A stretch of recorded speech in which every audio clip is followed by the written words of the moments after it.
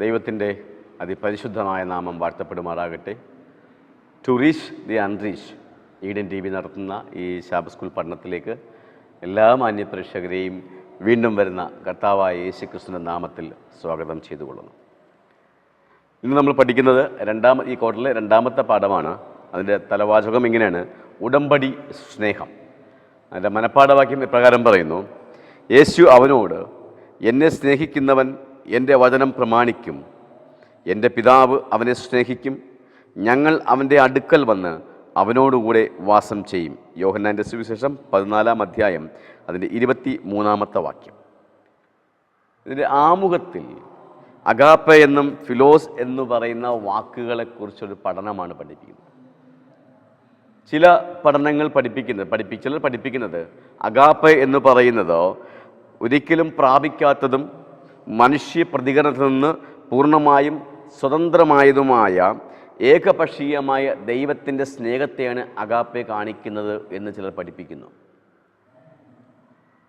അതുപോലെ ഫിലിയോ എന്ന വാക്ക് ന്യൂനതകളുള്ള സ്നേഹത്തെക്കുറിച്ച് പറയുന്നു എന്നും അവർ പഠിപ്പിക്കുന്നു. എന്നാൽ വിശുദ്ധ വേദപുസ്തകം നാം പരിശോധിക്കുമ്പോൾ ദൈവത്തിൻ്റെ സ്നേഹത്തെയും മനുഷ്യനോടുള്ള സ്നേഹത്തെയും കാണിക്കുന്നതിന് ഈ രണ്ട് വാക്കുകളും ഉപയോഗിക്കുന്നതായി നമുക്ക് കാണുവാൻ കഴിയും. അതുകൊണ്ട് അഗാപ്പെ എന്ന് പറയുന്നത് ദൈവത്തിൻ്റെ സമാനതകളില്ലാത്ത അല്ലെങ്കിൽ മനുഷ്യന് പ്രാപ്തമല്ലാത്ത സ്നേഹത്തെ കാണിക്കുന്ന വാക്കല്ല. അതുപോലെ ഫിലിയോ എന്ന് പറയുന്നത് ന്യൂനതയുള്ള, കുറവുകളുള്ള ദൈവസ്നേഹത്തെയോ അല്ലെങ്കിൽ സ്നേഹത്തെയോ കാണിക്കുന്ന വാക്കുകളല്ല. മറിച്ച് വിശുദ്ധ വേദപുസ്തകത്തിൽ ഉടനീളം നമ്മൾ പരിശോധിക്കുമ്പോൾ ഈ വാക്കുകൾ പരസ്പരം ദൈവസ്നേഹത്തെയും മനുഷ്യനോടുള്ള സ്നേഹത്തെയൊക്കെ കാണിക്കുവാൻ വേണ്ടി ഈ അഗാപ്പെ എന്ന വാക്കും ഫിലിയോ എന്ന പദവുമൊക്കെ ഉപയോഗിക്കുന്നുണ്ട്. അപ്പോൾ ഇതിനെക്കുറിച്ച് തെറ്റായ പഠിപ്പിക്കലുകളല്ല നമുക്ക് ആവശ്യം. മറിച്ച് ഈ വാക്കുകളൊക്കെ തന്നെ ദൈവത്തിൻ്റെ സ്നേഹത്തെക്കുറിച്ചാണ് പഠിപ്പിക്കുന്നത്. അതോടൊപ്പം ഈ വാക്കുകൾ മനുഷ്യൻ്റെ സ്നേഹത്തെക്കുറിച്ച് സൂചിപ്പിക്കുവാനും ഈ പദങ്ങൾ ഉപയോഗിക്കുന്നു. ദൈവത്തിൻ്റെ സ്നേഹത്തെക്കുറിച്ച് നാം പഠിക്കുമ്പോൾ അത് എത്രമാത്രം ആഴമുള്ളതാണ് എന്നും ഏതൊക്കെ തരത്തിൽ അല്ലെങ്കിൽ ദൈവം നമ്മളെ എപ്രകാരമാണ് സ്നേഹിക്കുന്നത് എന്നും നമ്മൾ മനസ്സിലാക്കണം. നമ്മൾ ഈ ആഴ്ച പഠിക്കുന്നത് അത് തന്നെയാണ്.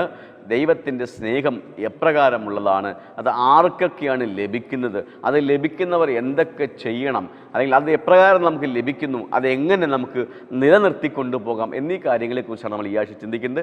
ഒരിക്കൽ കൂടി എല്ലാ ദൈവമക്കൾക്കും ഈ പാഠപഠനത്തിലേക്ക് സ്വാഗതം ചെയ്യുന്നു.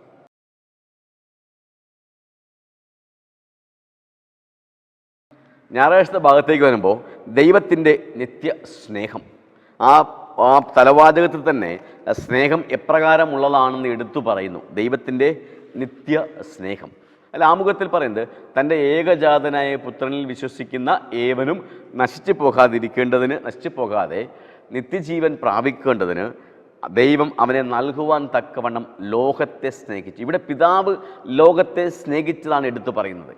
അപ്പം കർത്താവായ യേശുക്രിസ്തുവിൽ വിശ്വസിക്കുന്ന ഒരു മനുഷ്യനും നഷ്ടപ്പെട്ടു പോകാതെ നിത്യജീവൻ പ്രാപിക്കണമെന്ന് പിതാവ് ആഗ്രഹിക്കുന്നു.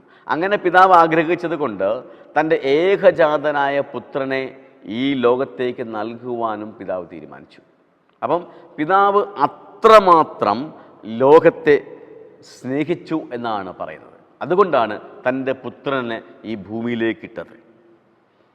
ചിലപ്പോഴൊക്കെ നമ്മൾ ചിന്തിക്കുന്നുണ്ട്, ഞങ്ങൾ സ്നേഹിക്കപ്പെടുവാൻ അർഹതയില്ലാത്തവരാണ്, അല്ലെങ്കിൽ ദൈവം ഞങ്ങളെ സ്നേഹിക്കുന്നില്ല, ദൈവം കുറച്ച് ആൾക്കാരെ മാത്രം സ്നേഹിക്കുന്നു, അവിടെയും ഇവിടെയുള്ള ചില ആൾക്കാരെ മാത്രം സ്നേഹിക്കുന്നു, ഞങ്ങളെ സ്നേഹിക്കുന്നില്ല, ഞങ്ങളിൽ എന്തോ കുറവുണ്ട്, ദൈവം അതുകൊണ്ട് ഞങ്ങളെ സ്നേഹിക്കുന്നില്ല. എന്നാൽ വിശുദ്ധ വേദപുസ്തകം നമ്മെ പഠിപ്പിക്കുന്നത്, കർത്താവായ യേശുക്രിസ്തു ഈ ഭൂമിയിൽ വന്ന് നമുക്ക് കാണിച്ചു തന്നത് ദൈവം എല്ലാ മനുഷ്യരെയും സ്നേഹിക്കുന്നു.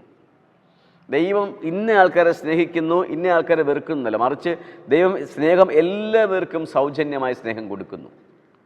അതിന് ദൈവത്തിന് മുഖപക്ഷമില്ല. കാരണം ദൈവത്തിൻ്റെ ആഗ്രഹം എല്ലാ മനുഷ്യരും രക്ഷിക്കപ്പെടണം എന്നാണ്. അതുതന്നെയാണ് യെഹെസ്കേലിൻ്റെ പ്രകടനത്തിൽ പറയുന്നത്. ഒരു ദുഷ്ടൻ മരിക്കുന്നതിലല്ല ദൈവത്തിന് താല്പര്യം, മറിച്ച് അവൻ മാനസാന്തരപ്പെട്ട് ദൈവത്തെ സ്നേഹിക്കുന്നതിലാണ് ദൈവത്തിന് ഇഷ്ടം. അപ്പോൾ ദൈവം എല്ലാവരെയും സ്നേഹിക്കുന്നു. അതുകൊണ്ട് ചിലരെങ്കിലും ചിന്തിക്കുന്നത് പോലെ ഞങ്ങളെ ദൈവം സ്നേഹിക്കുന്നില്ല, കുറച്ചു ആൾക്കാരെ മാത്രം സ്നേഹിക്കുന്നു, അങ്ങനെയല്ല. വിശുദ്ധ വേദവചനം പഠിപ്പിക്കുമ്പോൾ ദൈവം സകല മനുഷ്യരെയും അതുകൊണ്ടാണ് ദൈവം പറഞ്ഞത്, ഞാൻ എന്ത് ചെയ്യുന്നത്, കർത്താവായ യേശു ക്രിസ്തു ഈ ലോകത്തിലേക്ക് വന്നത് ലോകത്തെ വിധിപ്പാനല്ല, മറിച്ച് ലോകം അവനാൽ രക്ഷിക്കപ്പെടുവാൻ. ലോകം എന്ന് വെച്ചാൽ മുഴുവനുമായി പറയുന്നുണ്ട്. അപ്പോൾ കർത്താവായ യേശു ക്രിസ്തു ഈ ഭൂമിയിലേക്ക് വന്നത് ലോകത്തെ വിധിപ്പാനല്ല. പിതാവ് അയച്ചതിൻ്റെ ലക്ഷ്യം ലോകത്തെ വിധിപ്പാനല്ല, ലോകം മുഴുവൻ ജനവും കർത്താവായ യേശു ക്രിസ്തുവിനാൽ രക്ഷിക്കപ്പെടുവാനാണ് എന്നാണ് പറയുന്നത്. അപ്പോൾ ആ ചിന്ത തന്നെ തെറ്റാണ്. എന്താണ്, ദൈവം കുറച്ച് ആൾക്കാരെ മാത്രം സ്നേഹിക്കുന്നു, കുറേ ആൾക്കാരൊക്കെ അങ്ങനെയല്ല. ദൈവം എല്ലാവരെയും സ്നേഹിക്കുന്നു. ദൈവം എല്ലാവരെയും സ്നേഹിക്കുന്നു. ദുഷ്ടൻ പോലും അല്ലെങ്കിൽ പാപം ചെയ്യുന്നവൻ പോലും ദൈവത്തിങ്കിലേക്ക് തിരികെ വരുവാൻ ദൈവം ആഗ്രഹിക്കുകയും അവൻ്റെ രക്ഷയ്ക്ക് വേണ്ടി ദൈവം അവനെ സ്നേഹിക്കുകയും ചെയ്യുന്നു.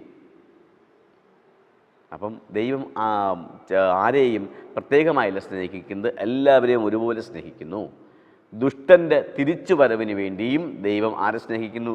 ദുഷ്ടനെ സ്നേഹിക്കുന്നു. പക്ഷെ അതിൽ ഒരു വിഷയം, ദൈവം ഇങ്ങനെ നമ്മെ സ്നേഹിക്കുമ്പോൾ, ഈ ലോകത്തെ സ്നേഹിക്കുമ്പോൾ, ദൈവം ആ സ്നേഹം ആരുടെ മേലും നിർബന്ധപൂർവം അടിച്ചേൽപ്പിക്കുന്നില്ല. അത് ആ തിരഞ്ഞെടുപ്പ് ദൈവം നമുക്ക് വിട്ടേക്കുന്നു. ദൈവത്തിൻ്റെ സ്നേഹം നമുക്ക് സ്വീകരിക്കുകയോ നിരസിക്കുകയോ ചെയ്യാം. പക്ഷെ ദൈവം എല്ലാവരെയും സ്നേഹിക്കുന്നു. അത് നിത്യമായി ദൈവം സ്നേഹിക്കുന്നു. ഒരു പാപി, നേരത്തെ പറഞ്ഞ ഒരു പാപി മാനസാന്തരപ്പെടണം എന്നാണ് ദൈവം ആഗ്രഹിക്കുന്നത്. ആ പാപിയെയും ദൈവം സ്നേഹിക്കുന്നു. പക്ഷേ ഒരിക്കലും ദൈവത്തിൻ്റെ സ്നേഹം ആരുടെ മേലും ദൈവം അടിച്ചേൽപ്പിക്കുന്നില്ല. ദൈവത്തിൻ്റെ സ്നേഹം സ്വീകരിക്കണോ വേണ്ടയോ എന്നുള്ള തീരുമാനം, എന്നുള്ള തിരഞ്ഞെടുപ്പ് നമുക്കുള്ളതാണ്, മനുഷ്യർക്കുള്ളതാണ്. അപ്പോൾ ദൈവം എല്ലാവരെയും സ്നേഹിക്കുന്നു. പക്ഷേ ആ സ്നേഹം സ്വീകരിക്കണമോ വേണ്ടേ എന്നുള്ള തീരുമാനം നമ്മുടേതാണ്. ഇവിടെ പറഞ്ഞത്, നിത്യസ്നേഹം കൊണ്ട് ഞാൻ നിന്നെ സ്നേഹിച്ചിരിക്കുന്നു, അതുകൊണ്ട് ഞാൻ നിനക്ക് ദയ ദീർഘമാക്കിയിരിക്കുന്നു. പലപ്പോഴും ദൈവത്തിൻ്റെ സ്നേഹം തള്ളിക്കളയുന്ന മനുഷ്യരുണ്ട് ഈ ലോകത്ത്. അപ്പോൾ ദൈവത്തിൻ്റെ സ്നേഹം തള്ളിക്കളയുമ്പോൾ അവരൊരു പക്ഷെ ചിന്തിച്ചേക്കാം, ദൈവം എന്നെ സ്നേഹിക്കുന്നത് നിർത്തി, ഞാൻ ദൈവത്തിൻ്റെ സ്നേഹത്തെ ഒരിക്കൽ തള്ളിക്കളഞ്ഞത് കൊണ്ട്, സ്വീകരിക്കാത്തത് കൊണ്ട് ഇപ്പോൾ ദൈവം എന്നെ സ്നേഹിക്കുന്നില്ല എന്ന ചിന്ത ഒരു പക്ഷേ ചിലരുടെയെങ്കിലും മനസ്സിലുണ്ടായിരിക്കും. എന്നാൽ അങ്ങനെയല്ല. ദൈവം പറയുന്നത്, ഞാൻ നിനക്ക് ദയ ദീർഘമാക്കിയിരിക്കുന്നു. നോക്കൂ, ഞാൻ നിനക്ക് ദയ ദീർഘമാക്കി. ദൈവത്തിൻ്റെ സ്നേഹം തള്ളിക്കളയുന്ന മക്കളോടും ദൈവം പറയുന്നത്, ഞാൻ നിനക്ക് വേണ്ടി ഞാൻ എൻ്റെ ദയ എന്ത് ചെയ്യുന്നു? ദീർഘമാക്കിയിരിക്കുന്നു. അതിനർത്ഥം ഞാൻ ഇപ്പോഴും നിന്നെ സ്നേഹിക്കുന്നു. നിനക്ക് വേണ്ടി ഞാൻ ദയ ദീർഘമാക്കിയിരിക്കുന്നു എന്ന് പറയുന്നതിൻ്റെ മറ്റൊരു വശം എന്ന് പറഞ്ഞാൽ, മറ്റൊരർത്ഥം എന്ന് പറഞ്ഞാൽ, ഞാൻ ഇപ്പോഴും നിന്നെ സ്നേഹിക്കുന്നു. നീ എൻ്റെ സ്നേഹത്തെ തള്ളിക്കളഞ്ഞിട്ട് പോലും ഞാൻ നിന്നെ സ്നേഹിക്കുന്നു എന്നാണ് അർത്ഥമാക്കേണ്ടത്. അപ്പോൾ ദൈവത്തിൻ്റെ സ്നേഹം നിത്യമായ സ്നേഹമാണ്. അത് നാം മനസ്സിലാക്കുവാൻ പരാജയപ്പെടുന്നുണ്ടോ എന്നാണ് നമ്മൾ ചിന്തിക്കേണ്ടത്. ദൈവത്തിൻ്റെ സ്നേഹം നിത്യമായ സ്നേഹമാണ്. അത് നാം മനസ്സിലാക്കണം. ദൈവത്തിൻ്റെ പൈതലായി നാം ജീവിക്കാൻ ആഗ്രഹിക്കുന്നുവെങ്കിൽ നാം ദൈവത്തിൻ്റെ സ്നേഹം എങ്ങനെയുള്ളതാണ് എന്ന് മനസ്സിലാക്കണം. വിശുദ്ധ വേദം നമ്മെ പഠിപ്പിക്കുന്നത്, അത് ദൈവത്തിൻ്റെ സ്നേഹം നിത്യമായ സ്നേഹമാണ്. അത് പാപിയെയും സ്നേഹിക്കുന്നു. ദൈവത്തിങ്കിലേക്ക് തിരികെ വരുവാൻ വേണ്ടി, അല്ലെങ്കിൽ അവൻ്റെ രക്ഷാ പദ്ധതിയിലേക്ക് അവൻ കടന്നു വരുന്നത് വേണ്ടി ആ സ്നേഹം നിരന്തരം അവനെ എന്ത് ചെയ്യുന്നു? അവൻ്റെ മേലുണ്ടായിരിക്കുന്നു. സ്വീകരിക്കുന്നത് അല്ലെങ്കിൽ തള്ളിക്കളയുന്നത് അവരവരുടെ ചോയ്സാണ്, നമ്മുടെ തിരഞ്ഞെടുപ്പിൻ്റെ സ്വാതന്ത്ര്യമാണ്. പക്ഷെ ദൈവം ഒരു കാര്യം പറഞ്ഞു, ഇപ്പോഴും ഞാൻ നിന്നെ സ്നേഹിക്കുന്നു. നീ എൻ്റെ സ്നേഹം തള്ളിക്കളഞ്ഞിട്ടും ഇപ്പോഴും ഞാൻ നിന്നെ സ്നേഹിക്കുന്നു. ഈ പാഠഭാഗവും തന്നെയാണ് പറയുന്നത്, ദൈവം നമ്മെ തൻ്റെ നിത്യസ്നേഹത്താൽ ഇപ്പോഴും സ്നേഹിക്കുന്നു.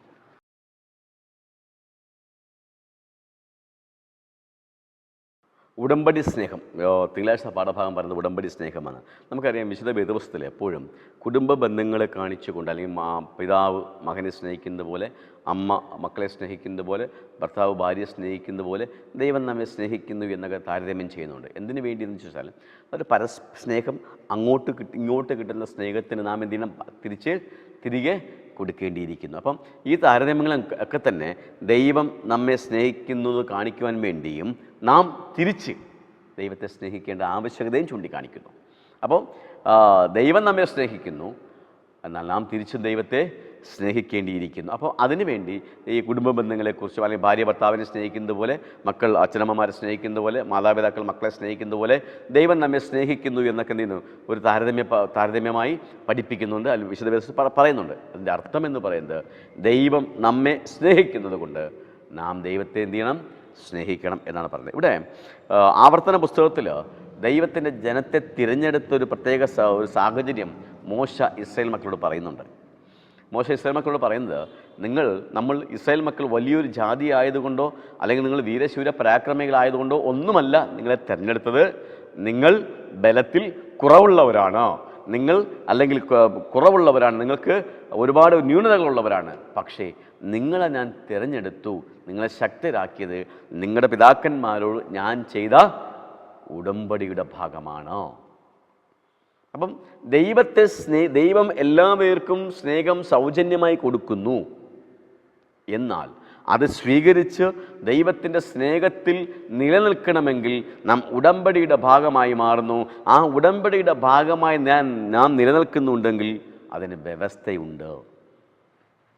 അപ്പം ദൈവത്തിൻ്റെ സ്നേഹം സൗജന്യമായി ദൈവം എല്ലാവർക്കും കൊടുക്കുന്നു, അതിന് വ്യവസ്ഥയില്ല. പക്ഷേ ദൈവത്തിൻ്റെ സ്നേഹം നാം സ്വീകരിക്കുകയും ദൈവത്തിൻ്റെ ഉടമ്പടിയുടെ ഭാഗമായി തീരുകയും ചെയ്യുമ്പോൾ അതിൽ വ്യവസ്ഥയുണ്ട്. ആ വ്യവസ്ഥ പാലിക്കുന്നവർക്ക് മാത്രമേ ഉടമ്പടിയിൽ പറഞ്ഞിട്ടുള്ളതായ അനുഗ്രഹങ്ങൾ ലഭിക്കുകയുള്ളൂ. അതുകൊണ്ടാണ് ആ ആവർത്തന പുസ്തകം പറഞ്ഞത്, ഞാൻ നിൻ്റെ ദൈവമായിരിക്കണം എങ്കിൽ 1000 തലമുറയോളം ഞാൻ എന്ത് ചെയ്യും, നിന്നോട് ദീർഘക്ഷമയും കാണിക്കും. അപ്പോൾ ദൈവത്തിൻ്റെ സ്നേഹം എന്ന് പറയുന്നത് അൺകണ്ടീഷണലാണ്, ഒരു വ്യവസ്ഥയും ഇല്ലാത്തതാണ്. പക്ഷേ ആ വ്യവസ്ഥയില്ലാത്ത സ്നേഹത്തെ നാം സ്വീകരിക്കുകയും ഉടമ്പടിയുടെ ഭാഗമായി തീരുകയും ചെയ്യുമ്പോൾ നമ്മിൽ വ്യവസ്ഥയുണ്ടാകണം. ദൈവം ഉടമ്പടിയുടെ ഭാഗമായി പറയുന്ന വ്യവസ്ഥകൾ നമ്മളിൽ ഉണ്ടാകണം എന്നാണ് വിശുദ്ധ വേദപുസ്തകം നമ്മെ പഠിപ്പിക്കുന്നത്. വിശുദ്ധ വേദപുസ്തകം നമ്മൾ ആദ്യം മുതൽ അവസാനം വരെ നോക്കിയാൽ വ്യവസ്ഥകളിലൂടെ മാത്രമേ ദൈവത്തെ പ്രസാദിപ്പിക്കാൻ കഴിയുകയുള്ളൂ. അപ്പോൾ ദൈവത്തിൻ്റെ സ്നേഹം എന്ന് പറയുന്നത് വ്യവസ്ഥയില്ലാത്തതാണ്, അല്ലെങ്കിൽ അൺകണ്ടീഷണലാണ്. എന്നാൽ നാം പഠിക്കുമ്പോൾ ദൈവത്തിൻ്റെ സ്നേഹം നമ്മൾ തിരഞ്ഞെടുക്കുകയും ദൈവത്തിൻ്റെ ഉടമ്പടിയുടെ ഭാഗമായി നാം തീരുകയും ചെയ്യുന്നെങ്കിൽ അതിൽ വ്യവസ്ഥകളുണ്ട്. ഇവിടെ എസ്റ്റ് എന്നൊരു പദം എടുത്തു പറയുന്നുണ്ട്. എസ്റ്റ് എന്ന പദം ഇവിടെ പറയുന്നത് കരുണ, നന്മ, സ്നേഹം എന്നിവയുടെ ശ്രേഷ്ഠതയെ ചിത്രീകരിക്കുന്നു. ദൈവത്തിൻ്റെ അചഞ്ചലമായ സ്നേഹത്തെ അത് കാണിക്കുന്നു, ദൈവത്തിൻ്റെ ദീർഘമായ സ്നേഹത്തെ അത് കാണിക്കുന്നു, ദയെ കാണിക്കുന്നു. അതോടൊപ്പം തന്നെ തിരികെ കൊടുക്കുവാനും ബാധ്യസ്ഥരാണ്, ദൈവത്തെ സ്നേഹിക്കുവാനും നാം ബാധ്യസ്ഥരാണ് എന്നുകൂടി ആ പദം കാണിക്കുന്നു. അപ്പോൾ ദൈവത്തിൻ്റെ സ്നേഹം എന്ന് പറയുന്നത് അചഞ്ചലമാണ്, അത് ദീർഘമായി ക്ഷമിക്കുന്നതാണ്, നമുക്ക് ആഴമേറിയതാണ്. ഒപ്പം നമ്മളെന്താണ്, ദൈവത്തെ വ്യവസ്ഥാപിതമായി സ്നേഹിക്കുവാനും നാം ബാധ്യസ്ഥരാണ് എന്നും കൂടെ അത് ഓർമ്മിപ്പിക്കുന്നു. നാം ചിന്തിക്കുന്ന സമയത്ത് ദൈവത്തിൻ്റെ സ്നേഹമാണ് എല്ലാ സ്നേഹബന്ധങ്ങളുടെയും അടിസ്ഥാനം. ദൈവത്തിൻ്റെ സ്നേഹത്തെ അളക്കുവാൻ നമുക്ക് കഴിയുകയില്ല. കാരണം ദൈവം നമുക്കെല്ലാം തന്ന ഔദാര്യമായിട്ടാണ്. ഒന്നും നമ്മൾ നേടിയതല്ല, നമ്മുടെ കഴിവ് കൊണ്ടൊന്നും നേടിയതല്ല. ദൈവം നമുക്ക് നൽകിയതൊക്കെ ഔദാര്യമായി സൗജന്യമായി തന്നതാണ്. കർത്താവായ യേശു ക്രിസ്തുവിനെ പോലും പിതാവ് നമുക്ക് നൽകുന്ന സ്നേഹമെന്ന് പറയുന്നത് നമുക്ക് സൗജന്യമായി നൽകിയതാണ്. സൗജന്യമായാണ് തൻ്റെ പുത്രനെ ഈ ഭൂമിയിലേക്ക് അയച്ചത്, സർവ്വലോകവും രക്ഷിക്കപ്പെടണം എന്നുള്ളത് കൊണ്ട്. അപ്പോൾ ദൈവത്തിൻ്റെ സ്നേഹം, ഉടമ്പടി സ്നേഹമെന്ന് പറയുമ്പോൾ ദൈവം നമ്മെ സ്നേഹിക്കുന്നു. ആ സ്നേഹം നാം സ്വീകരിക്കുന്നുവെങ്കിൽ ദൈവവുമായുള്ള ഉടമ്പടിയുടെ ഭാഗമാകുകയും വ്യവസ്ഥകളിലൂടെ, ആ ഉടമ്പടിയുടെ വ്യവസ്ഥകളിലൂടെ ദൈവത്തിൻ്റെ മക്കൾ ജീവിക്കണമെന്നും ദൈവം ആഗ്രഹിക്കുന്നു. അപ്പോൾ നമ്മുടെ ജീവിതം, നാം ദൈവത്തിൻ്റെ ഉടമ്പടിയുടെ ഭാഗമാകാൻ ആഗ്രഹിക്കുന്നു എങ്കിൽ നമ്മുടെ ജീവിതത്തിൻ്റെ വ്യവസ്ഥകൾ വേണം. ദൈവത്തിൻ്റെ സ്നേഹം നമുക്ക് എല്ലാവർക്കും ലഭിക്കുന്നു. ആ സ്നേഹം സ്വീകരിച്ചുകൊണ്ട് ദൈവത്തിൻ്റെ ഉടമ്പടിയുടെ ഭാഗമാകുന്നു എങ്കിൽ ദൈവം ഇസ്രായേൽ മക്കളോട് പറഞ്ഞതുപോലെ 1000 തലമുറയോളം നിങ്ങളെന്ത് ചെയ്യും? അനുഗ്രഹിക്കപ്പെടും. നമ്മോട് പറയുന്നതും അതുതന്നെയാണ്. നിൻ്റെ തലമുറകൾ അനുഗ്രഹിക്കപ്പെടും, നമ്മൾ അനുഗ്രഹിക്കപ്പെടും, നമ്മൾ മുഖാന്തരം മറ്റുള്ളവരും അനുഗ്രഹിക്കപ്പെടും. നാം ഒന്നും നേടിയതല്ല, പിതാവ് നമുക്കെല്ലാം സൗജന്യമായി നൽകിയതാണ്. തൻ്റെ പുത്രനെ പോലും സൗജന്യമായി നമുക്ക് വേണ്ടി നൽകിയതാണ് എന്ന ഒരു ഓർമ്മപ്പെടുത്തൽ കൂടിയാണ് ഈ തിങ്കളാഴ്ചത്തെ പാഠത്തിൽ പറയുന്നത്.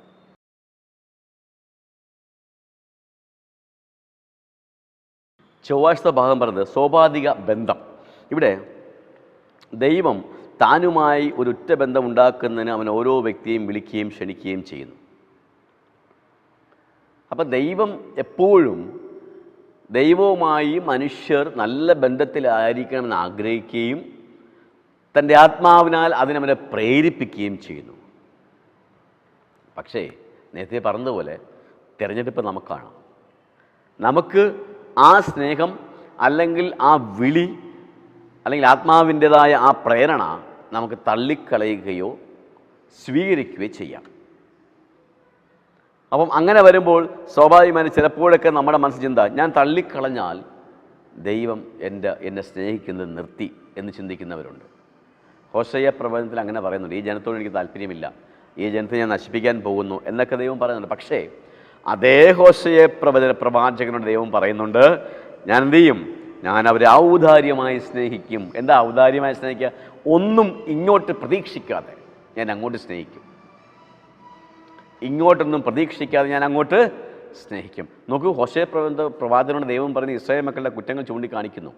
അവരെൻ്റെ കൽപ്പനകളെ പ്രമാണിച്ച് നടന്നില്ല, അവരെന്നോട് തെറ്റ് ചെയ്തു, അവരുടെ പിതാക്കന്മാർക്ക് ഞാൻ കൊടുത്ത അനുഗ്രഹങ്ങളൊക്കെ അവർ മറന്നു കളഞ്ഞു. അതുകൊണ്ട് ഞാൻ ഈ ജനത്തെ എന്തു ചെയ്യും? സ്നേഹിക്കുന്നത് നിർത്തും, അവരോട് ദയ കാണിക്കുന്നത് നിർത്തും. പക്ഷെ അങ്ങനെ ദൈവം പറഞ്ഞപ്പോഴും ദൈവം ഹോശയ്യ പ്രവചനോട് പിന്നെ പറയുന്നത്, ഞാൻ അവരെ ഔദാര്യമായി സ്നേഹിക്കും. അപ്പോൾ ദൈവം ഒരിക്കലും ഒരു മനുഷ്യനെയും സ്നേഹിക്കുന്നത് നിർത്തുന്നില്ല എന്നാണ് പറയുന്നത്. ദൈവം ഔദാര്യമായി നമ്മെ സ്നേഹിക്കും. നാം ചിന്തിക്കേണ്ടത്, ആ സ്നേഹത്തിൻ്റെ ഭാഗമാകാൻ നമുക്ക് കഴിഞ്ഞിട്ടുണ്ടോ? ദൈവം നമ്മെ സ്നേഹിക്കുന്ന അല്ലെങ്കിൽ ദൈവം ഔദാര്യമായി സ്നേഹിക്കുന്ന ആ സ്നേഹത്തിൻ്റെ ഭാഗമാകുവാൻ നമുക്ക് കഴിഞ്ഞിട്ടുണ്ടോ? അങ്ങനെ ദൈവത്തിൻ്റെ സ്നേഹത്തിൻ്റെ ഔദാര്യമായി നൽകപ്പെടുന്ന സ്നേഹത്തിൻ്റെ ഭാഗമാകാൻ കഴിയുന്നവർ എന്തു ചെയ്യണം? എൻ്റെ കൽപ്പനകൾ ലഭിച്ചു പ്രമാണിക്കുന്നവൻ എന്നെ സ്നേഹിക്കുന്നവനാകുന്നു. എന്നെ സ്നേഹിക്കുന്നവനെ എൻ്റെ പിതാവ് സ്നേഹിക്കുന്നു. ഞാനും അവനെ സ്നേഹിച്ച് അവന് എന്നെ തന്നെ വെളിപ്പെടുത്തും.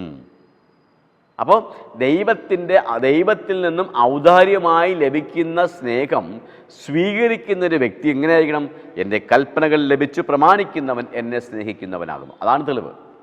അപ്പം ഞാൻ ദൈവത്തെ തിരിച്ച് സ്നേഹിക്കുന്നതിൻ്റെ തെളിവ് എന്ന് പറയുന്നത്, എൻ്റെ കൽപ്പനകൾ ലഭിച്ചു പ്രമാണിക്കുന്നവൻ എന്നെ സ്നേഹിക്കുന്നവൻ ആകുന്നു. അങ്ങനെ എന്നെ സ്നേഹിക്കുന്നവനെ, കർത്താവായ യേശുക്രിസ്തുവിനെ സ്നേഹിക്കുന്നവനെ പിതാവും സ്നേഹിക്കുന്നു. ഇതാണ് നമ്മൾ മനസ്സിലാക്കേണ്ടത്. ദൈവത്തിൻ്റെ സ്നേഹം ഔദാര്യമാണ്. നാം എങ്ങനെയാണ് ദൈവത്തെ തിരികെ സ്നേഹിക്കുന്നത്? ദൈവത്തിൻ്റെ കൽപ്പനകൾ പ്രമാണിക്കണം. നാം ഈ ലോകത്തോട് വിളിച്ചു പറയുന്നതാണ്, ദൈവത്തിൻ്റെ കൽപ്പനകൾ ഞാൻ പ്രമാണിക്കുന്നതിലൂടെ ദൈവം എനിക്ക് തരുന്ന അളവറ്റ ഔദാര്യമായി തന്നെ സ്നേഹത്തിൻ്റെ ഒരംശം പോലും എനിക്ക് തിരികെ കൊടുക്കാൻ കഴിയുന്നില്ല. എങ്കിലും ഞാൻ എൻ്റെ കഴിവിനൊത്ത് ദൈവത്തെ സ്നേഹിക്കുന്നു. അപ്പം ദൈവം പറഞ്ഞ അതാണ്. എന്താണ്? ദൈവം നമുക്ക് സൗജന്യമായി സ്നേഹം തരുന്നു, മറിച്ച് നമുക്ക് വേണമെങ്കിൽ തള്ളിക്കളയാം, വേണമെങ്കിൽ സ്വീകരിക്കാം. നാം സ്വീകരിക്കുന്നു എങ്കിൽ എന്താണ്? ദൈവത്തിൻ്റെ വാക്കനുസരിച്ച് ജീവിക്കണം. പിന്നെയും പറയുന്നത്, നിങ്ങൾ എന്നെ സ്നേഹിച്ചു, ഞാൻ പിതാവിൻ്റെ അടുക്കൽ നിന്ന് വന്നിരിക്കുന്നു എന്ന് വിശ്വസിച്ചുകൊണ്ട് പിതാവ് താനും നിങ്ങളെ സ്നേഹിക്കുന്നു. അത് ശിഷ്യന്മാരോട് പറയുന്ന കാര്യമാണ്. അപ്പം ദൈവവുമായി ഒരു രക്ഷണ്യ ബന്ധത്തിൻ്റെ ഭാഗമാകുവാൻ ദൈവം നമ്മെ ഓരോരുത്തരെയും സ്നേഹിക്കുകയും ക്ഷണിക്കുകയും ചെയ്യുന്നു. അതിനുവേണ്ടിയാണ് ദൈവം നമുക്ക് സ്നേഹം തരുന്നത്, ദയ തരുന്നത്. ദൈവത്തിൻ്റെ രക്ഷാപദ്ധതിയുടെ ഭാഗമാകുവാൻ ദൈവം സർവ്വ മനുഷ്യരെയും സ്നേഹിക്കുന്നു, ക്ഷണിക്കുന്നു, ദീർഘക്ഷമ കാണിക്കുന്നു. പക്ഷേ ചിലരൊക്കെ എന്ത് ചെയ്യുന്നു? തിരസ്കരിക്കുന്നു. സൂര്യൻ എല്ലാവരുടെ മേലും പ്രകാശിക്കുന്നു, ദുഷ്ടൻ്റെ മേലും നീതിമാൻ്റെ മേലും ഒക്കെ പ്രകാശിക്കുന്നു. ചിലരൊക്കെ എന്ത് ചെയ്യുന്നു? സൂര്യകിരണങ്ങളിൽ നിന്ന് ഓടി മറയുന്നു. ചിലർക്ക് സൂര്യകിരണങ്ങൾ ഏൽക്കുവാൻ താല്പര്യമുണ്ട്, ചിലർക്ക് സൂര്യകിരണങ്ങൾ ഏൽക്കുവാൻ താല്പര്യമില്ല. സൂര്യകിരണങ്ങൾ ഏൽക്കാൻ താല്പര്യമില്ലാത്ത വ്യക്തിക്ക് സൂര്യൻ ഇനി പ്രകാശിക്കേണ്ട എന്ന് പറയാൻ കഴിയുമോ? ഇല്ല. അല്ലെങ്കിൽ സൂര്യൻ പ്രകാശിക്കുന്നത് തടയാൻ കഴിയുമോ? ഇല്ല. പക്ഷെ അവർക്ക് ചെയ്യാൻ പറ്റുന്നത് ആ സൂര്യകിരണങ്ങളിൽ നിന്നും ഓടി മറയാം എന്നേ ഉള്ളൂ. മഴ വരുന്ന സമയത്ത് മഴ ഇഷ്ടമില്ലാത്ത വ്യക്തികൾ പറയാണ് മഴ പെയ്യണ്ട എന്ന് പറയാൻ കഴിയുമോ? ഇല്ല. അവർക്ക് ചെയ്യാൻ പറ്റുന്നത് മഴ നനയാതെ, മഴ വേണ്ട എങ്കിൽ അങ്ങനെയുള്ള സ്ഥാനത്ത് അഭയം തേടുക എന്ന് മാത്രമേ ഉള്ളൂ. ദൈവവും ഇതുപോലെ, ദൈവം എല്ലാവരുടെ മേലും സ്നേഹം ചൊരിയുന്നു.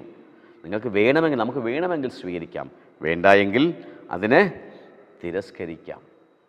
നാം ദൈവത്തിൻ്റെ സ്നേഹം സ്വീകരിക്കുന്നു എങ്കിൽ ദൈവം പറയുന്നത്, എൻ്റെ കൽപ്പനകൾ പ്രമാണിച്ച് നടക്കുന്നവൻ എന്നെ സ്നേഹിക്കുന്നവൻ ആകുന്നു. ദൈവം നമ്മെ സ്നേഹിക്കുന്നത് ആ രക്ഷാ പദ്ധതിയുടെ ഭാഗമായി ഈ ലോകത്തുള്ള ഓരോ മനുഷ്യനും മാറണം എന്ന് ആഗ്രഹിച്ചുകൊണ്ടാണ്. വലിയ രക്ഷാപദ്ധതി ദൈവം തയ്യാറാക്കിയിരിക്കുന്നത് നമുക്ക് വേണ്ടിയാണ്. അതിൻ്റെ ഭാഗമാകുവാൻ ദൈവം നമ്മെ ക്ഷണിക്കുമ്പോൾ തിരഞ്ഞെടുപ്പ് നമ്മുടെ മുൻപിലാണ്. അത് വേണമോ? ആ ദൈവത്തിൻ്റെ ക്ഷണം നാം സ്വീകരിക്കണമോ? അതോ ദൈവത്തിൻ്റെ ക്ഷണം നാം തിരസ്കരിക്കണമോ? തീരുമാനം നമുക്കാണ്. ദൈവം ആരെയും നിർബന്ധിക്കുന്നില്ല. പക്ഷെ ഒരു കാര്യം ദൈവം ഉറപ്പ് തരുന്നു, ഞാൻ എല്ലാവരെയും സ്നേഹിക്കുന്നു. എന്നെ തിരസ്കരിച്ചവരെ ഞാൻ എന്ത് ചെയ്യുന്നു? സ്നേഹിക്കുന്നു. കാരണം അവരുടെ തിരിച്ചുവരവ് ഞാൻ ആഗ്രഹിക്കുന്നു. അവർ ഈ രക്ഷാപദ്ധതിയിലേക്ക് തിരിച്ചു വരണമെന്നും ഞാൻ ആഗ്രഹിക്കുന്നു. അങ്ങനെ ഒരു സ്വാഭാവിക ബന്ധം നാമും ദൈവവുമായി ഉണ്ടായിരിക്കണം. ദൈവത്തിൻ്റെ രക്ഷാപദ്ധതിയിൽ നാം ഉൾപ്പെടണം എന്ന് ദൈവം ആഗ്രഹിക്കുന്നു. അതിനു വേണ്ടിയാണ് പിതാവ് തൻ്റെ പുത്രനെ ഈ ഭൂമിയിലേക്ക് അയച്ചത്. അതാണ് ഈ ഭാഗം നമ്മോട് പറയുന്നത്. നാം രക്ഷാപദ്ധതിയിൽ ഉൾപ്പെട്ടിരിക്കുവാൻ ദൈവം ആഗ്രഹിക്കുന്നു, നമ്മെ ക്ഷണിച്ചു കൊണ്ടേയിരിക്കുന്നു.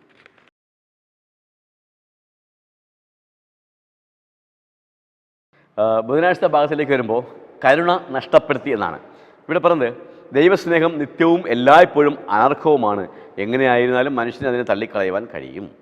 നേരത്തെ പറഞ്ഞതുപോലെ ദൈവത്തിൻ്റെ സ്നേഹം നമുക്ക് എപ്പോഴും സ്വീകരിക്കുവാൻ ദൈവം നിരന്തരമായി നിത്യമായി നമ്മെ സ്നേഹിച്ചു കൊണ്ടിരുന്നു. എന്നാൽ അത് സ്വീകരിക്കണമോ സ്വീകരിക്കണ്ടയോ എന്നുള്ളത് നമ്മുടെ തീരുമാനമാണ്. ഇവിടെ പറഞ്ഞത് നാം ചോദിക്കുന്നതിന് മുൻപ് തന്നെ നമുക്ക് നൽകിയിരിക്കുന്ന എല്ലാത്തിനും വേണ്ടിയുള്ള പ്രതികരണമാണ് നമുക്ക് ദൈവത്തോടുള്ള സ്നേഹം. അപ്പോൾ ദൈവം നമ്മെ സ്നേഹിച്ചത് ഞാൻ ദൈവത്തോട് ആവശ്യപ്പെട്ടിട്ടല്ല, ദൈവമേ നീ എന്നെ സ്നേഹിക്കണമെന്ന് ആവശ്യപ്പെട്ടിട്ടല്ല ദൈവം നമ്മെ സ്നേഹിച്ചത്. നാം ദൈവത്തിനെ അങ്ങോട്ട് സ്നേഹിക്കുന്നതിന് മുൻപ് ദൈവം നമ്മെ സ്നേഹിച്ചു. അപ്പോൾ നോക്കൂ, ദൈവം നമ്മെ സ്നേഹിച്ചത് നാം അങ്ങോട്ട് ആവശ്യപ്പെടുന്നതിനും നാം ദൈവത്തെ സ്നേഹിക്കുന്നതിന് മുൻപാണ്. ഈ തലമുറ ജനിക്കുന്നതിന് എത്രയോ വർഷങ്ങൾക്ക് മുൻപാണ് ദൈവം ഈ തലമുറയിൽ ഉൾപ്പെടുന്ന ജനങ്ങളെ രക്ഷിക്കുവാൻ വേണ്ടി രക്ഷാപദ്ധതി രൂപീകരിച്ചത്. ഈ തലമുറയിലെ ജനങ്ങൾ ജനിക്കുന്നതിനും എത്രയോ വർഷങ്ങൾക്ക് മുൻപ് തന്നെ തൻ്റെ ഏകജാതനായ പുത്രനെ ഈ ഭൂമിയിലേക്ക് അയക്കുമെന്നും ആ ഏകജാതനായ പുത്രൻ ജനിച്ചവർക്കും ജനിക്കാൻ പോകുന്നവർക്കും വേണ്ടി ഈ ലോകത്തെ സമ്പൂർണ്ണമായി രക്ഷിക്കുവാൻ വേണ്ടി ഒരു മഹായാഗമായി തീരുന്നതിന് വേണ്ടി പിതാവ് തീരുമാനിച്ചത്. അപ്പോൾ ദൈവം നമ്മെ സ്നേഹിച്ചത് നാം ജനിക്കുന്നതിന് മുൻപ്, നാം ചിന്തിക്കുന്നതിന് മുൻപ്, നാം ദൈവത്തെ അങ്ങോട്ട് സ്നേഹിക്കുന്നതിന് മുൻപ് തന്നെ. സൃഷ്ടിയുടേതായ അടിസ്ഥാന ഘടകവും സ്നേഹം തന്നെയാണ്. ദൈവം നമ്മെ സ്നേഹിച്ചത് കൊണ്ടാണ് നാം ആവശ്യപ്പെടാതെ ദൈവം നമ്മെ സൃഷ്ടിക്കുകയും ഈ ലോകത്തെ സൃഷ്ടിക്കുകയും ചെയ്തത്.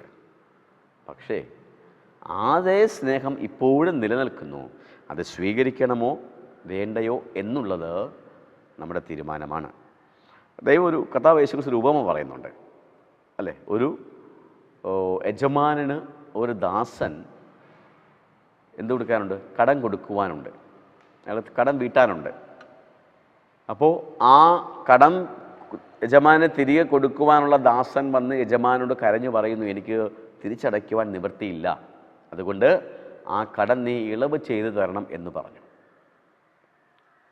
തിരിച്ച് നൽകുവാൻ ആ ദാസന് കഴിവില്ല എന്ന് മനസ്സിലാക്കിയ യജമാനൻ, പ്രാപ്തിയില്ല എന്ന് മനസ്സിലാക്കിയ യജമാനൻ ആ ദാസനോട് ആ കൊടുക്കേണ്ടതായ, ദാസൻ തിരിച്ചു നൽകേണ്ടതായ തുക മുഴുവനും ഇളവ് ചെയ്ത് കൊടുത്തിട്ട് പറഞ്ഞു, നീ എന്ത് ചെയ്യുക, പൊക്കോളുക, നിനക്ക് ഞാൻ എന്ത് ചെയ്യുന്നു, ഇളവ് ചെയ്തിരിക്കുന്നു, നിന്നോട് ഞാൻ കരുണ കാണിച്ചിരിക്കുന്നു, നീ ഇനി ആ തുക അടയ്ക്കണ്ട. ആ ദാസൻ തിരികെ പോകുന്ന സമയത്ത് വളരെ ചെറിയൊരു തുക ഈ കരുണ ലഭിച്ചതായ ദാസന് കൊടുക്കുവാനുള്ള മറ്റൊരു വ്യക്തിയെ അദ്ദേഹം കണ്ടു. അത് കണ്ട ഉടനെ ഈ യജമാനിൽ നിന്നും കരുണ ലഭിച്ച ദാസൻ അവൻ്റെ കഴുത്തിനെ കുത്തിപ്പിടിച്ചിട്ട് പറഞ്ഞു, നീ എനിക്ക് തരേണ്ട തുക ഇപ്പം തന്നെ തരണം. ഇത് കണ്ടു നിന്നതായ യജമാനൻ്റെ ഭൃത്യന്മാർ യജമാനനോട് വന്ന് കാര്യം പറയുകയും ആദ്യം കരുണ ലഭിച്ചതായ ദാസനെ തിരികെ പിടിച്ചു കൊണ്ടുവന്ന് യജമാനൻ്റെ മുൻപിൽ നിർത്തുകയും യജമാനൻ അവനെ ആ തുക ഒടുക്കുവോളം കാരാഗ്രഹത്തിലടക്കുകയും ചെയ്തു. നോക്കൂ, ഒരിക്കൽ കൊടുത്തതായ ദയ അവിടെ എന്ത് ചെയ്തു, തിരിച്ചെടുത്തു.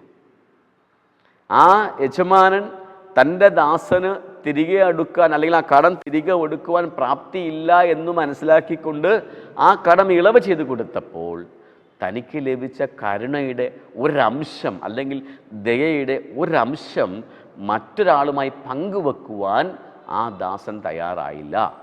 അദ്ദേഹത്തിന് ലഭിച്ചതായ ദയ അല്ലെങ്കിൽ ഇളവ്, കരുണ ആ ദാസൻ്റെ തിരഞ്ഞെടുപ്പ് മൂലം നഷ്ടപ്പെടുത്തി.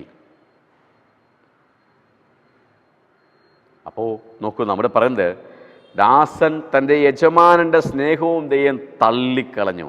ദൈവത്തിൻ്റെ സഹതാപവും കരുണയും ഒരിക്കലും ഇല്ലാതെ വരികയില്ല.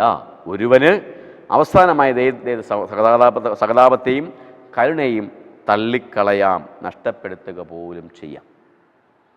ഇവിടെ ആ ദാസൻ യജമാനൻ്റെ കരുണയെയും സ്നേഹത്തെയും നഷ്ടപ്പെടുത്തിയതുപോലെ ദൈവത്തിൻ്റെ കരുണയെയും നമുക്ക് എന്ത് ചെയ്യാം, നഷ്ടപ്പെടുത്താം. എങ്ങനെ? നമ്മുടെ തിരഞ്ഞെടുപ്പിലൂടെ നമുക്ക് എന്ത് ചെയ്യാം, നഷ്ടപ്പെടുത്താം. പക്ഷെ ദൈവം പറയുന്നത് ദൈവത്തിൻ്റെ കരുണയും ദൈവത്തിൻ്റെ സ്നേഹവും നമ്മൾ നഷ്ടപ്പെടുത്തണമെന്നല്ല, മറിച്ച് അത് സ്വീകരിക്കണമെന്നും അത് സ്വീകരിച്ചുകൊണ്ട് മറ്റുള്ളവർക്ക് കൂടി അതെന്ത് ചെയ്യണം, നാം പകർന്നു കൊടുക്കണം. നമ്മളത് പകർന്നു കൊടുക്കുവാൻ വേണ്ടിയാണ് ദൈവം പറയുന്നത്. അപ്പം ദൈവം നമ്മോട് കരുണയും സ്നേഹവും കാണിക്കുന്നു.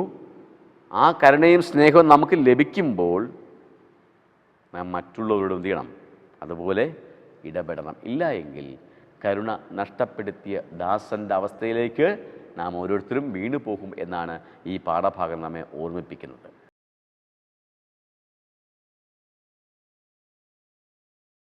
വേഴ്സ ഭാഗത്തിലേക്ക് വരുമ്പോൾ സൗജന്യമായി നിങ്ങൾ സ്വീകരിച്ചിരിക്കുന്നു, സൗജന്യമായി കൊടുപ്പിൻ. നേരത്തെ ദൈവം പറഞ്ഞ പോലെ ഉദാരമായി ദൈവം നമ്മെ സ്നേഹിക്കുന്നു, സൗജന്യമായി ദൈവം നമുക്ക് തന്നിരിക്കുന്നു. അപ്പോൾ നമുക്ക് സൗജന്യമായി തന്നത് നാം മറ്റുള്ളവർക്ക് കൊടുക്കുന്നത് സൗജന്യമായി തന്നെ കൊടുക്കണം. ആ ദാസന് വലിയൊരു കടം ആ യജമാനൻ ഇളവ് ചെയ്തു. പക്ഷേ അദ്ദേഹത്തിന് കിട്ടേണ്ട ചെറിയൊരു തുക ഇളവ് ചെയ്ത് കൊടുക്കാൻ ആ ദാസൻ തയ്യാറായില്ല. അതുകൊണ്ട് എന്ത് ചെയ്തു, തനിക്ക് ലഭിച്ച കരുണ അയാൾ നഷ്ടപ്പെടുത്തി. അപ്പോൾ ദൈവം നമ്മെ സ്നേഹിക്കുന്നത് എങ്ങനെയാണെന്ന് ചോദിച്ചാൽ, ക്രിസ്തുവോ നാം പാപികളായിരിക്കുമ്പോൾ തന്നെ നമുക്ക് വേണ്ടി മരിക്കയാൽ ദൈവം തനിക്ക് നമ്മോടുള്ള സ്നേഹത്തെ പ്രദർശിപ്പിക്കുന്നു. നമ്മൾ പാപികളായിരിക്കുമ്പോൾ തന്നെ കർത്താവായ യേശു ക്രിസ്തു നമുക്ക് വേണ്ടി മരിച്ചു. അത് പിതാവ് നമ്മോടുള്ള സ്നേഹത്തെ സൂചിപ്പിക്കുന്നു. മറ്റൊന്ന് പറയുന്നത്, കാൺമിൻ നാം ദൈവമക്കളെന്ന് വിളിക്കപ്പെടുവാൻ പിതാവ് നമുക്ക് എത്ര വലിയ സ്നേഹം തന്നിരിക്കുന്നു. അപ്പോൾ പിതാവ് നമ്മെ സ്നേഹിച്ചൊരു സ്നേഹത്തിൻ്റെ അളവൊന്നും നമുക്ക് ഒരിക്കലും കണ്ടെത്താൻ കഴിയില്ല, പറയുവാനും കഴിയില്ല. പിതാവ് നമ്മളെ സൗജന്യമായാണ് സ്നേഹിച്ചത്. ഏദനിൽ പാപം ആരംഭിച്ചിട്ട് പോലും, ഉടലെടുത്തപ്പോൾ പോലും പിതാവ് സൗജന്യമായി മനുഷ്യരെ സ്നേഹിക്കുവാൻ വേണ്ടി തയ്യാറായി എന്നുള്ളതാണ്. അപ്പോൾ നമുക്ക് ലഭിക്കുന്നതായ സ്നേഹം മറ്റുള്ളവർക്കും കൊടുക്കണം. അതാണ് കർത്താവ് യേശു ക്രിസ്തു ശിഷ്യന്മാരോട് പറഞ്ഞത്, നിങ്ങൾ എന്ത് ചെയ്യണം, തമ്മിൽ തമ്മിൽ സ്നേഹിക്കണം. ഞാൻ നിങ്ങളെ സ്നേഹിച്ചതുപോലെ നിങ്ങളും മറ്റുള്ളവരെ എന്ത് ചെയ്യണം, സ്നേഹിക്കണം. അപ്പോൾ ഏതുപോലെ സ്നേഹിക്കണമെന്ന് വെച്ചാൽ ഒറ്റ ഉദാഹരണമേ ഉള്ളൂ, കർത്താവായ യേശു ക്രിസ്തു നമ്മെ സ്നേഹിച്ചതുപോലെ. ഞാൻ എങ്ങനെയാണ് സ്നേഹിക്കേണ്ടതെന്ന് ചോദിച്ചാൽ ഒരൊറ്റ ഉദാഹരണത്തെ നമുക്ക് ചൂണ്ടിക്കാണിക്കാനുള്ളതാണ്. കർത്താവായ യേശു ക്രിസ്തു നമ്മെ സ്നേഹിച്ചതുപോലെ സ്വന്തം ജീവൻ തരുവാൻ വേണ്ടി തയ്യാറായ കർത്താവായ യേശു ക്രിസ്തു, നമ്മുടെ കടങ്ങൾ ക്ഷമിച്ചു തന്നതായ കർത്താവായ യേശു ക്രിസ്തു, അങ്ങനെ സൗജന്യമായി നമുക്കെല്ലാം ദാനമായി നൽകിയപ്പോൾ നമ്മുടെ കടങ്ങൾ ദൈവം നമുക്ക് വേണ്ടി വഹിച്ചപ്പോൾ നാം മറ്റുള്ളവരോട് എങ്ങനെയാണ് ഇടപെടുന്നത്? മറ്റുള്ളവരോട് അവരുടെ കടങ്ങളെ നാം എങ്ങനെയാണ് ഇളവ് ചെയ്ത് കൊടുക്കുന്നത്? കർത്താവ് നമ്മെ സ്നേഹിച്ചതുപോലെ നാം മറ്റുള്ളവരെയും സ്നേഹിക്കണം.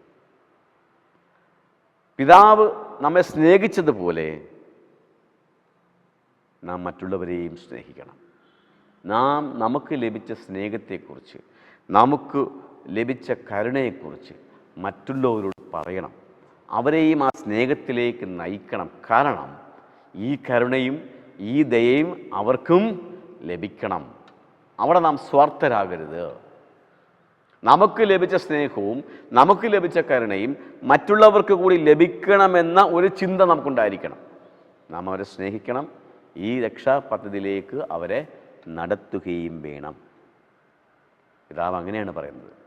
നിങ്ങളുടെ എന്ത് ഭാരങ്ങളും വഹിക്കാൻ കർത്താവായ യേശുക്രിസ്തു തയ്യാറാണ്. നമ്മുടെ പ്രാർത്ഥനകൾ കേൾക്കുവാൻ കർത്താവായ യേശുക്രിസ്തു തയ്യാറാണ്. നമ്മുടെ കണ്ണുനീർ തുടയ്ക്കുവാൻ കർത്താവായ യേശുക്രിസ്തു തയ്യാറാണ്. ഇതെല്ലാം നമുക്ക് സൗജന്യമായി കർത്താവായ യേശുക്രിസ്തു തരുന്നതാണ് ദൈവം. ഇതെല്ലാം ദൈവം നമുക്ക് സൗജന്യമായി നൽകുന്നതാണ്.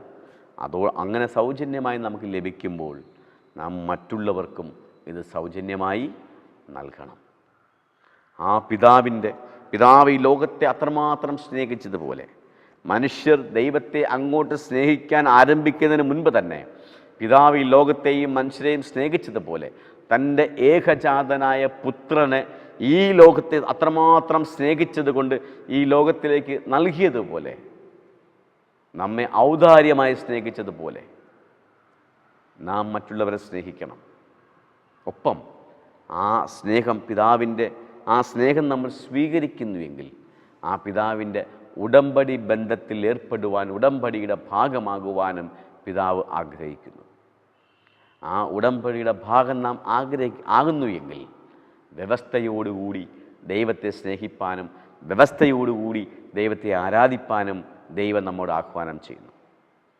ആ ദൈവത്തിൻ്റെ ഉടമ്പടിയുടെ ഭാഗമായി ഈ ലോകം മുഴുവനും രക്ഷാപദ്ധതിയിൽ ഉൾപ്പെടണം എന്നാണ് പിതാവിൻ്റെ ആഗ്രഹം.